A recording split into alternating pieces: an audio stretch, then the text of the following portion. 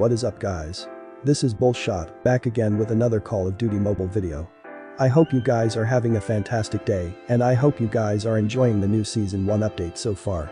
So in today's video, I am gonna be covering my newly updated sensitivities and the other important settings for the Battle Royale. I have changed my field of view settings and a bunch of other sensitivity values, and this new setup is providing me with some insanely accurate performance inside of the Battle Royale. Although I myself am a full-time gyroscope player. But I can totally assure you that even the non-gyroscope players can implement these settings as well. Make sure to stick to the end of this video, as it is gonna be extremely helpful for my fellow viewers. Now, if this is your first time here in my channel, then be sure to press the subscribe button and turn on post notifications so you never miss any update on my channel. I make some great tips and tricks videos and make some insanely powerful Gunsmith loadouts for the Battle Royale. And trust me, you don't want to miss out any of my custom build. You can also follow me on Instagram for some extra spicy contents, and you can join my Discord server for exclusive tips and to get direct access to all of my Gunsmith builds. Links will be provided in the description. Anyways, with that being said, let's get right into the video.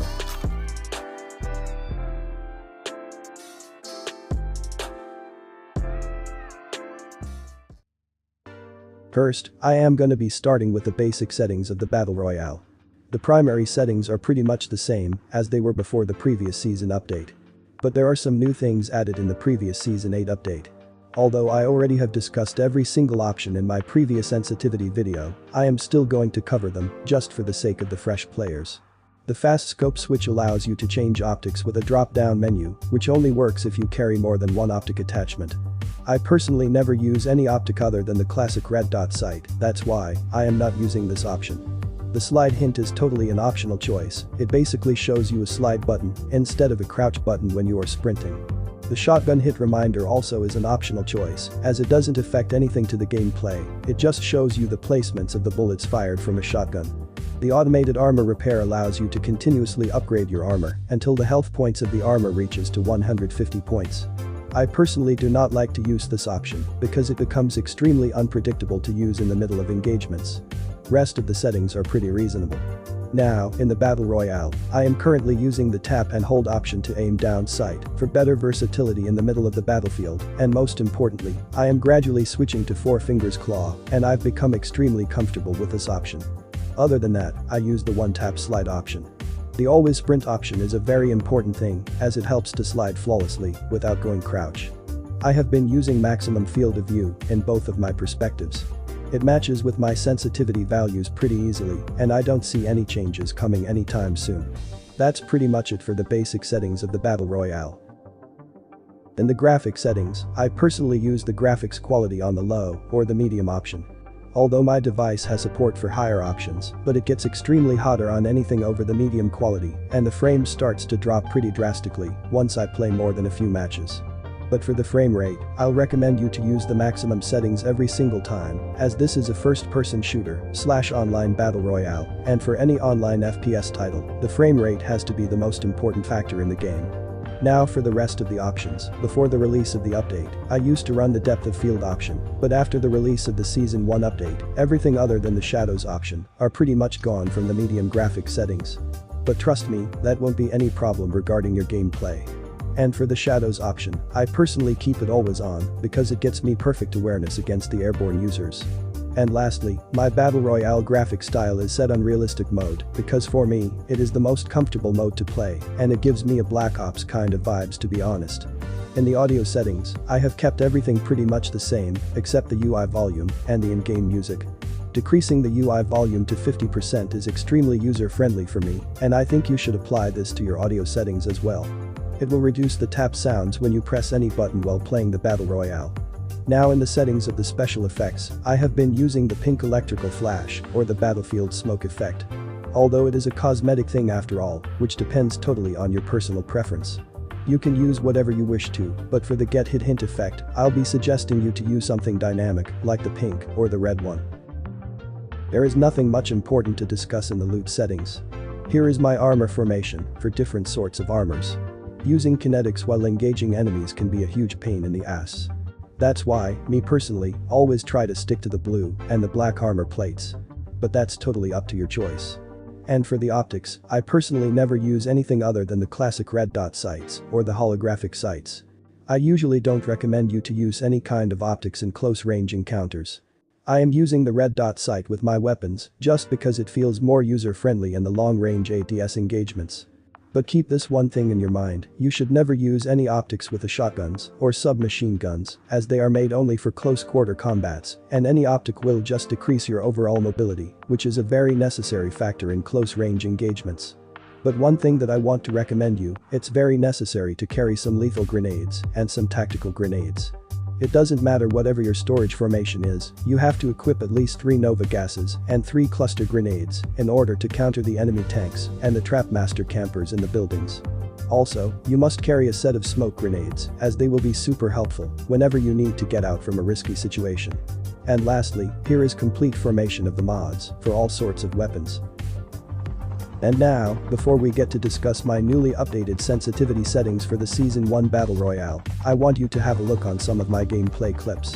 With this, you're gonna have some approximate idea about the speed of my play style and how I manage to deal with my enemies in close range engagements. Another thing I want to mention before sharing my sensitivity values, which is, I am currently using a Redmi Note 8 Pro, which has screen size of 6.5 inches. And my sensitivity values may or may not be exactly accurate for you. That's why I am suggesting you to carefully observe my movements and my accuracy throughout this entire gameplay session. And I'll see you after the final kill with all the values of the sensitivity settings.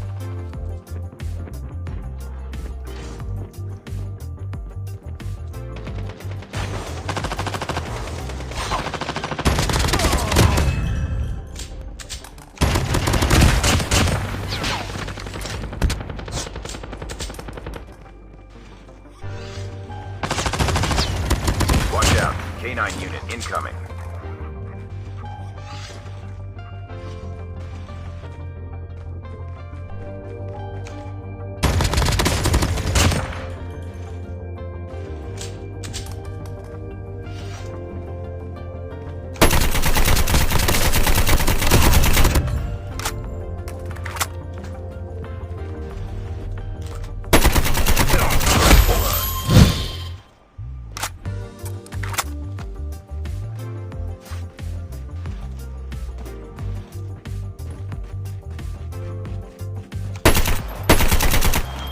Warning, EMP drone has been deployed.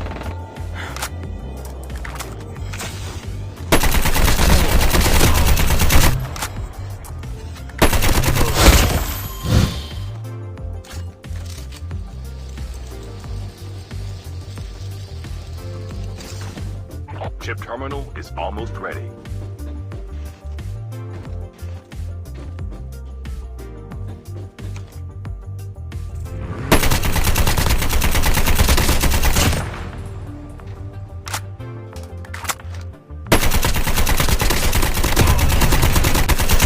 The safe zone is collapsing.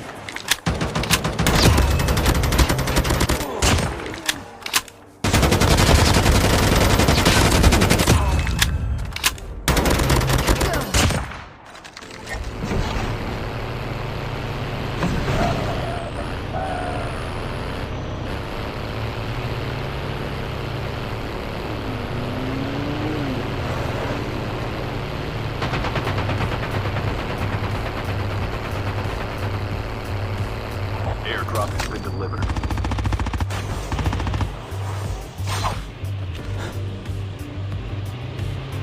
The revived flight will arrive in 1 minute.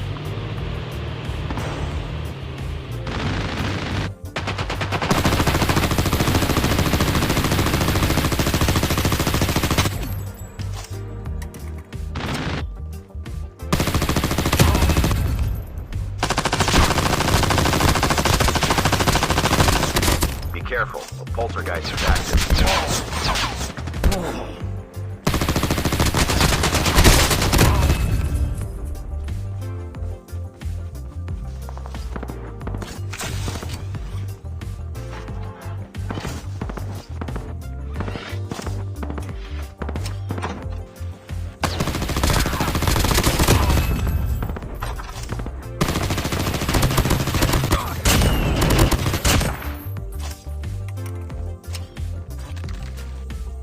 Airdrop incoming.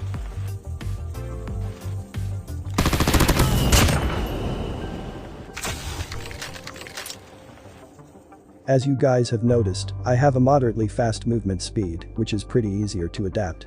And most of the time, I use the gyroscope to control the recoil of my weapons. Now, for the Battle Royale, I use speed acceleration in the rotation mode, with a value of 130. You can keep it between 90 to 100, which is by far the most user-friendly spot, and works flawlessly with the default, or the maximum value of the field of view.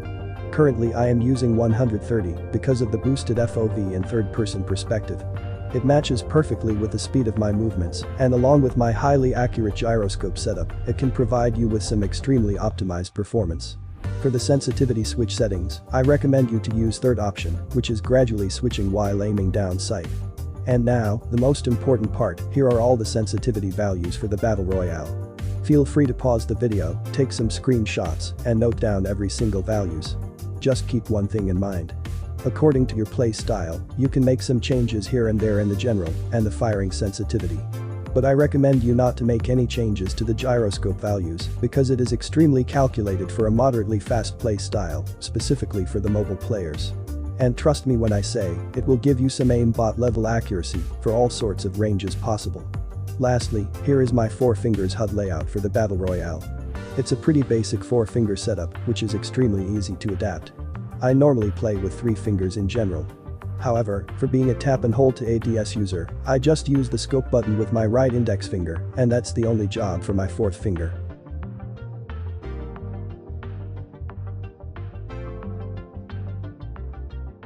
Anyways, that's basically it for today's video.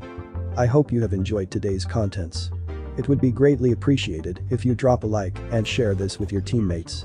And if you are new here, then don't forget to press the subscribe button and turn on post notifications. I upload some pretty helpful tips and tricks videos and make some pretty powerful gunsmith loadouts for the Battle Royale. And trust me, you don't want to miss out any of my custom build. Follow me on Instagram and join my Discord server for exclusive tips and more awesome content. Links are provided in the description. Alright then, have a great day. I'll catch you at the next one with another new amazing video for the Battle Royale. Till then, take care. Bulls out.